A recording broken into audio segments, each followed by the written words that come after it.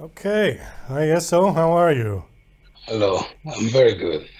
Thank you for coming on What this about you? show. Nice to meet you. Thank you. Thank you very much. Thank you So, for having me. so you're here to talk about your book. Your book is called Tala Book One Knowledge.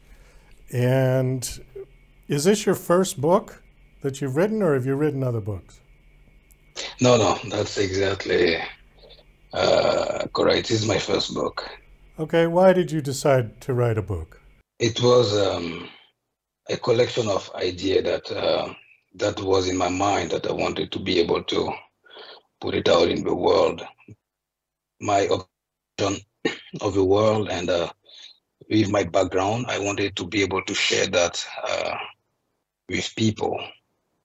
Um, it was an occasion for me to dive into the African narrative and allow myself to navigate through the lush nature and the colorful culture.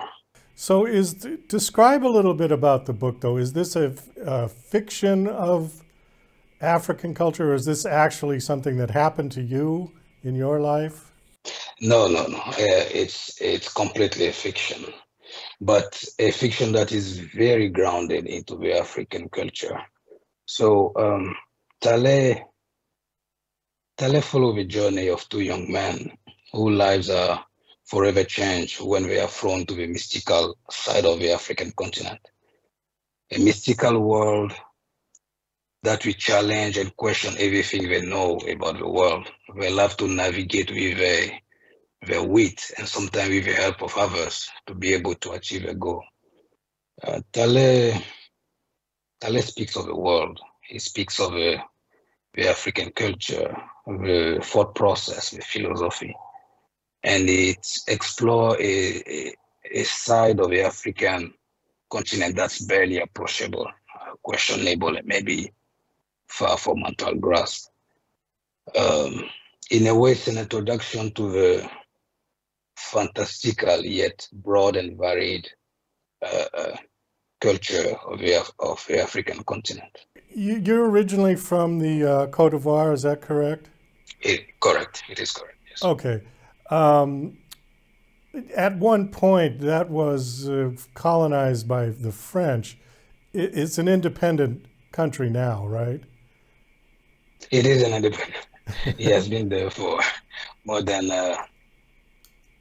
more than 60 years, I think. But yes, Okay. it is an independent country now. Well, I know a lot of African countries gained their independence around the 1960s. So that's about 60 years ago.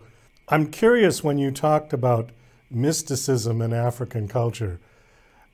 How is that different from Christianity and the religion of Western culture? Oh, that's a very, very good question. And I think that's one of the questions even that the book is asking. What's the difference? The African, the African mysticism, the African sorcery is in its originality is based on whatever is close to Mother Nature. The praying for the trees or the respect of the trees, the respect of nature, the understanding of how nature works and what force can be used to be able to do either good or evil. It is true that today is mainly seen from around the world and even from Africans as evil, but I think in its originality there was a lot more layers than that. And comparing to Christianism, either based on the time that Christianism has been there and and worshiping one God and having a set of rules that one should follow is completely different in from my research or from the way I understand to African sorcery. It's not one God that the person who practices sorcery follows. It's mainly how the world works, how nature works, and what should I do to be able to be on part with nature, but understand also its mystical forces.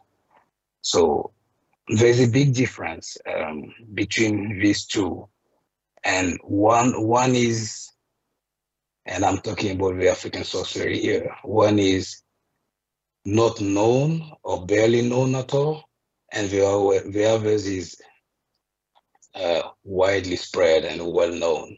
Now, are they good or bad? That's another question, I think, or another topic maybe we should talk about.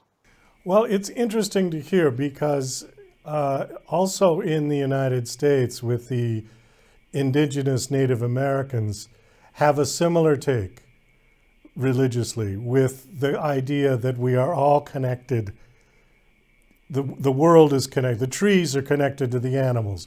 The animals are connected to the people. The people are connected to the trees. It's all a sort of a symbiotic life.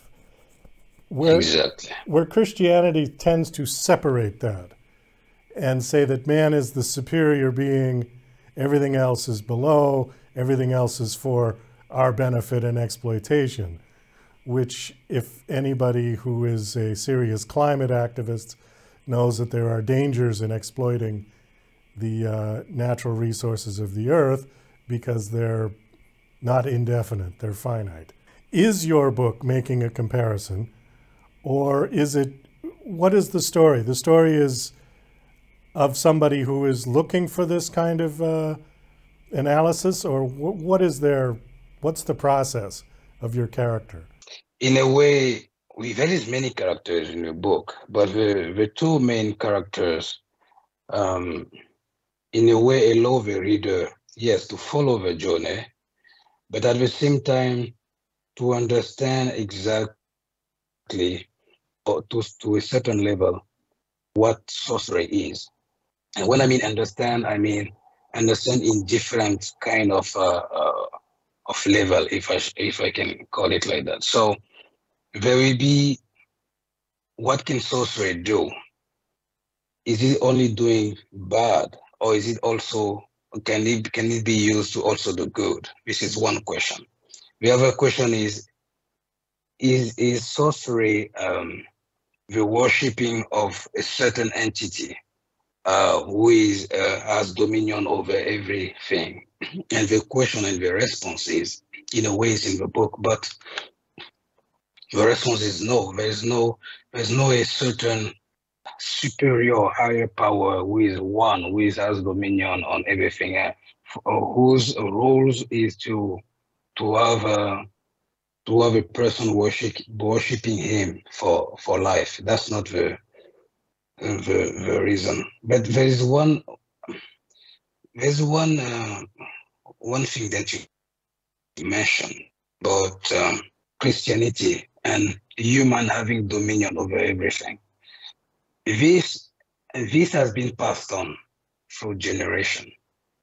So the person who has been in that mindset has a different way of seeing life and everything around him. And in a certain way, he doesn't care as much about whatever is hurting, if it is the flora or the fauna or the trees. He doesn't care too much, because to him, and based on his religion and what has been in his mind, he is on top of everything. And that's a mindset that at a certain level you don't see it, but after a certain kind of years, centuries, that's when you start to see the effects that this accumulation of thought, this accumulation of way of life have been destroying the planet.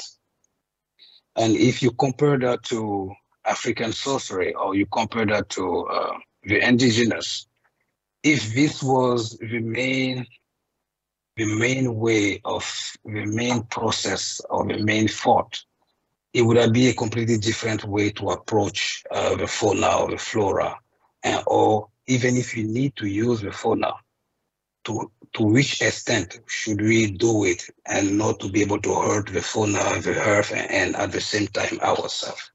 Right, exactly. Let me shift this over to you. We only got a couple of minutes left, and I would like people to know a little bit about you, the author. It says on your bio that you're a visual effects artist. Is that correct? I am, yes, that's correct. That's an interesting job. So you work on films and TV series? Film, Yeah. correct. Film, TV series, and commercials. Yes. So you're the CGI guy then? I am the CGI guy. That's correct. Okay. That's exactly that. I am the CGI guy. Oh, okay. Well, that's a very cool job. I've always had one question though. Why is CGI so much more expensive than in the old days when they made films and they just built sets? It seems like computer graphics would be cheaper, but they're not. The budgets on films have gone through the roof. That's correct. But I think with the years, the industry I realized that they can be able to do anything with CGI, where in the past they were able to do SFX, special effects, meaning some people just build things on the set. But now everything is possible, and that's where you can see this Marvel story being able to be brought in the big screen, because now there's a lot of things that are possible with computer-generated imagery. But it doesn't come cheap, and it takes a lot of time and computing power to be able to achieve this level of realism, or this level of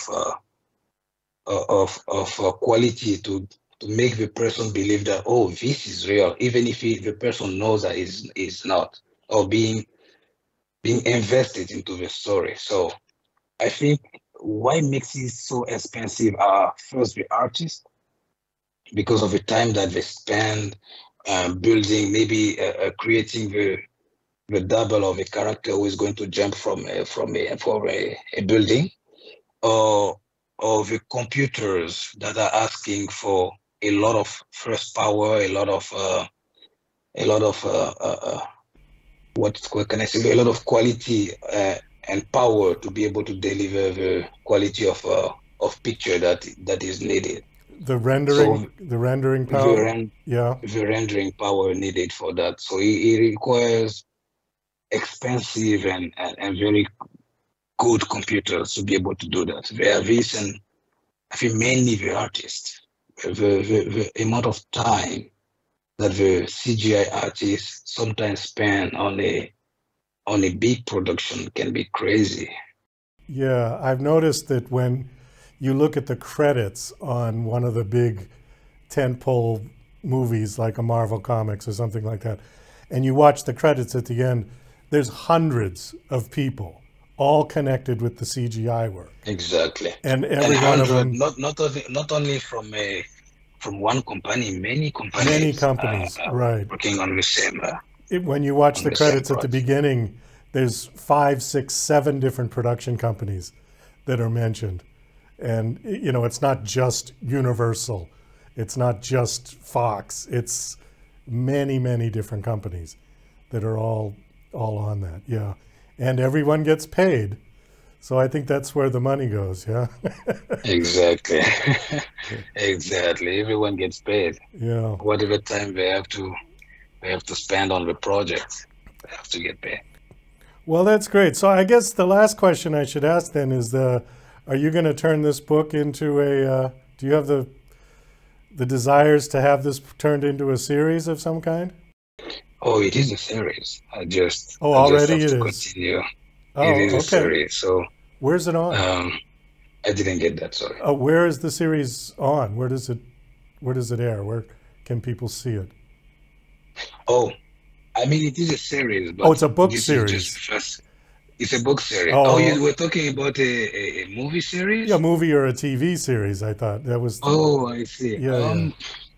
I don't think I'm there yet. Not yet. I think my focus, no, my focus right now is to make sure that as much people know about this first book, to be able to finish the second, the third, and the fourth with the same kind of quality and detail about the African culture, and then later we'll see how it goes. Okay, so let's get the books out first, and then we can talk about the Netflix later, yeah? Exactly. All right, that sounds good. All right, well, Yessoh, we got to wrap this up. We are out of time. Thanks so much for coming on the show. It was nice meeting you. No problem. Do you have a website you want to give out? Yes, people can go to www.vitaleseries.com. They should be able to buy the book there. Also, it's available on Amazon. It's available on Barnes and Nobles, most of the major retailers. And if they want to contact me directly, I have opened an Instagram not long ago, which is called Yessoh G.D. It's my author name, YESSOH-GD. Also, I am available on Twitter, or they can message me using Gmail, yessohgd@gmail.com. Okay, great. Well, thanks again for coming on. Nice meeting you. Best of luck with your book series. I hope it does well. Thank you very much, Douglas, and thank you for having me again.